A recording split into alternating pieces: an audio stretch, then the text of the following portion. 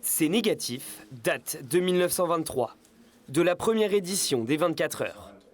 100 ans après, les photos sont exposées à la médiathèque du Mans. Ces photos proviennent d'un libraire qu'on a contacté à Pau, une librairie qui s'appelle Motorsmania et qui nous a proposé 16 clichés originaux de la course de 1923. Donc première course des 24 heures du Mans en 1923, clichés jamais montrés pour la première fois à la médiathèque. Des images achetées et développées pour environ 2500 €. Photos, publicité de l'époque, mais aussi une du journal local.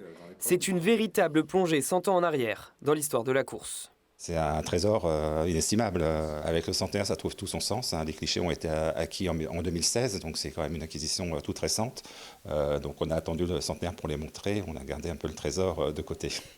Des trésors accumulés depuis des années, il y en a aussi en nombre aux archives départementales.